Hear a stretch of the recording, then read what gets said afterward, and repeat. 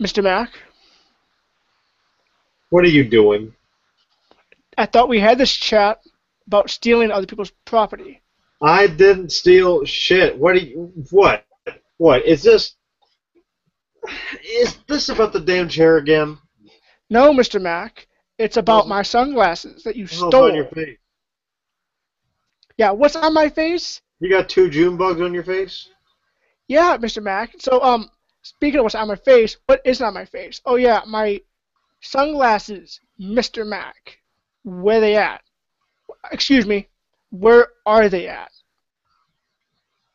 I don't know. I don't care. And that just proved that you're full of shit because you just had to correct your grammar right there. Mr. Mac, at least I take the time to correct myself. Unlike you and your delinquent attitude. My delinquent attitude. Really? Indeed. Indeed. Now, you have until next week to return my pair of glasses and my chair that you have still are in possession of. Yeah. Just a fair warning. By next week, you probably still won't have them. Because for one, I didn't take them. So are you confessing to grand larceny? Mr. No, Mac? I'm not. Because for one, again, like I just said, I didn't take them. Number two, I don't know where they are. Number three, I don't care where they are because they're not mine. Mr. And Mac? seeing as how you're so all high and mighty and important and whatnot, can't you just buy a new damn chair? You probably buy a new pair of shades. Because, Mr. Mac, it is the principle that matters. The fact that you and your degenerate attitude feel you can take anything that is not yours and that belongs to other individuals. I will not buy more things until you return what is rightfully my property. You know, there was once a famous wrestler that called another famous wrestler a degenerate one time, and he got screwed. Mr. Mac, Just saying. you have 7 days to return my personal property. So I have 7 days to not look, because they're not mine, and I don't have them. Okay, Mr. Mac. Is that how you want to play it? Okay. I'm not playing in anything. It's the truth. You have 7 days to return my personal property, Mr. Mac. Otherwise, I will file a grievance with the Human Resources. You go ahead and do that. And let's just see if they believe your BS story. We shall see. But we have a show to do, Mr. Mac. Are you ready to do the show, or do you want to contribute to more? I've been ready for the past however many minutes you've spent bitching and moaning and pissing about the fact that, oh, I don't have my chair, I don't have my shades. Like, get over it. Do you enjoy using vulgar Stand up. language? You're damn right I do. Mr. Mac, this is a family How I get program. my point across. This is a family program, Mr. Mac. Vulgar language is not appropriate. This is the internet. This is a family program. This and you is shall the internet. You shall refrain from using vulgar language while in my presence, Mr. Mac. The internet, the home of pornography, piracy, and people bitching. Mr. Mac, shall I add more to my list of grievances for Human Resources to listen to? Oh, what? Oh, what? Because I curse? Because you use vulgar language. Because I'm making you feel uncomfortable with my language. I'm sorry. Would you like a seat? Oh, wait. That's right. You can't. You know what? I'm just going to go talk to Susie in Human Resources right after this video, so let's just get this video done with. Is Susie? Susie is the president of Human Resources, Mr. Mac. Sounds like a tramp. I'm sure she'll be delighted to hear that. Oh, I'm pretty sure she will if she existed. Okay, Mr. Mac, we shall see. But let's get started with this, ladies and gentlemen. This week's Monday Night Raw comes to you from Louisiana, somewhere in Louisiana, because that place is a very disgusting place, so I don't know where they're at. I just assume it was disgusting. but we are going to review the Monday Night Raw for September 15th, 2014. I am your host, per usual, Mr. K, a.k.a. K13, and Mr. Mac is here as usual as my co-host and my, I guess, partner, Mr. Mac. Mr. Mac, say hello. I've already said hello. I don't get why we're doing introductions. We just spent the first 10 minutes bantering about this stupid crap about you not having a chair, not having your shades. Yes, Mr. Mac, we spent that for 10 minutes because I wanted everyone to know about your delinquent behavior and your inappropriate language, Mr. Mac. That is why we spent the first 10 minutes doing that. So the fans at home understand about your degenerate behavior and attitude. Oh no, people are getting to know who I actually am. Is that a bad thing? I didn't know that was a bad thing. I didn't know expressing yourself was a bad thing. I didn't know being yourself was a bad Mr. Mac, thing. let's just stop. Stop right there. We're going to move on. Because you see, as the host... Okay, there, Mr. Fox News. Cut me off. As the host of this program, I have the power and ability to cut you off, Mr. Mac. You have the power to kiss my ass. Again with the inappropriate language, Mr. Mac. What do you want? How is ass a bad word? It's a body part. It's vulgar and inappropriate. You're being a real jackass right now. You know that? Again with the vulgar language, Mr. Mac. How is a jackass a bad word? It's a donkey. It's vulgar and inappropriate, Mr. Mac. Would you rather me call you a donkey? Mr. Mac, how about this? Would you rather me call you a stubborn mule? You want that? That is the accurate term, Mr. Mac. I would like you to use accurate and correct vocabulary, please. So we're going to move on to Monday Night Raw. You look like a honky in that fucking Mr. Mac, we are going to move on and talk about Monday Night Raw for September 15th, 2014. Is that okay with you? All right, honky. Okay. Ladies and gentlemen, Monday Night Raw opened up with a segment between John Cena and Paul Heyman, which ended up John Cena kidnapping Paul Heyman and trapping him with Great Khali, which is a very, very, very terrible punishment to be anywhere near Mr. Khali. But that later got us... coming up on 10 years since the Heidenreich and Michael Cole incident. You would bring up that situation, Mr. Mac? Yes, I would. Because it's damn similar to the whole thing. Now, Mr. Mac, you being such a good employee missed out on the first 2 hours of Monday Night Raw, is that correct? I did, because I had other things to attend to. So are you saying that you being on the show, you want to be the host of this show, be acknowledged as the host, and you skip out on your responsibilities? I'm sorry if I'm out there doing something with my life.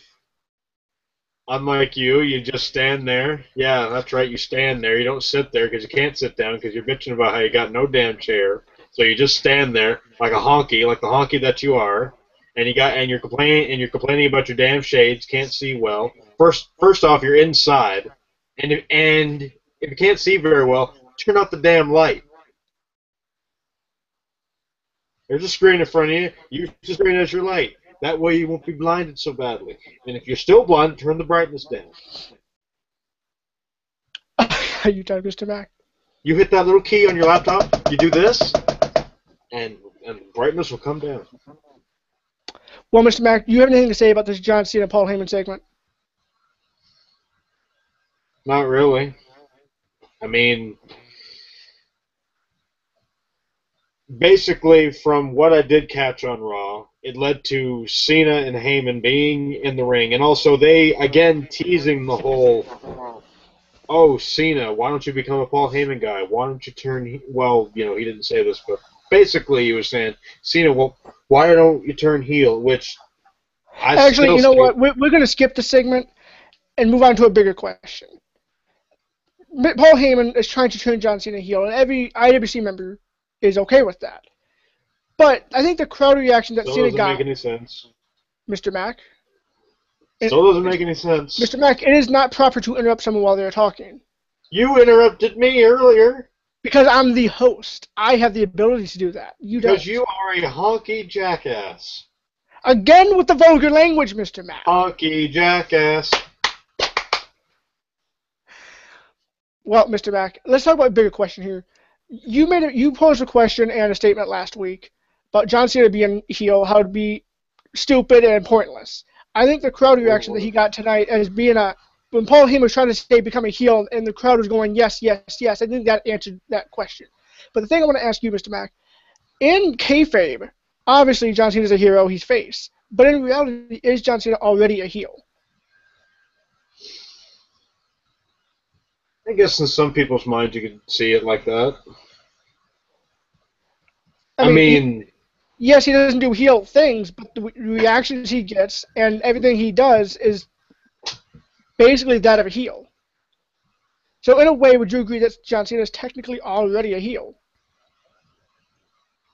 This isn't the first time that we've seen a face do something like this. I mean, we've seen Cena do stuff like this time and time again, and he's still considered a face. I mean, one time I can bring up... So you disagree that in retrospect he's already...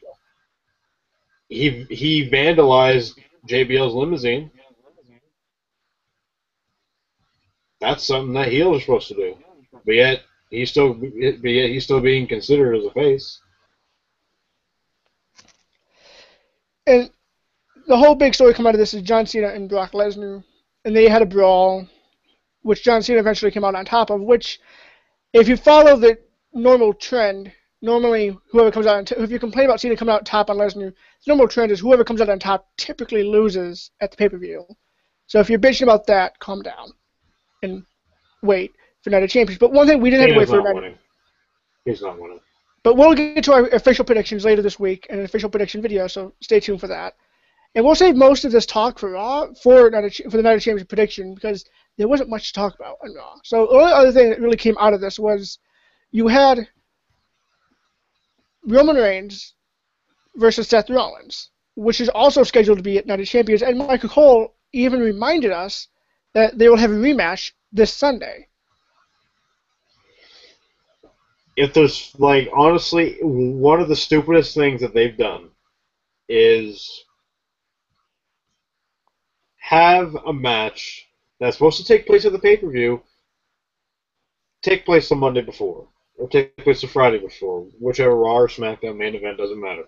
Which normally is okay, because they always have a swervy finish or a screwed up finish, but this one went all the way through.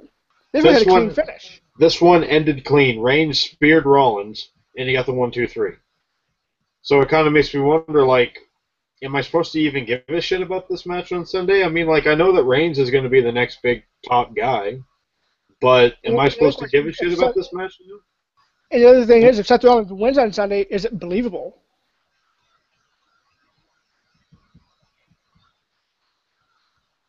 You have nothing to say, Mr. Mack?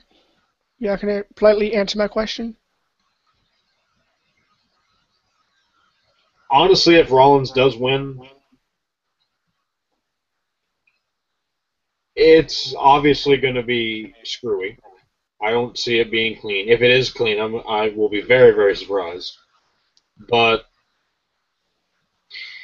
if he does, honestly, if that finish had not have happened, I wouldn't be so, I wouldn't be so, I'm not against the match happening on Sunday, but it's just, I don't really give a shit who wins now. Because now I've already seen the match, and I've already seen the winner of that match. And to be fair, they didn't have much build for this. The biggest build part of this is whole Reigns versus Authority. So this match, in particular, really didn't have much build anyway.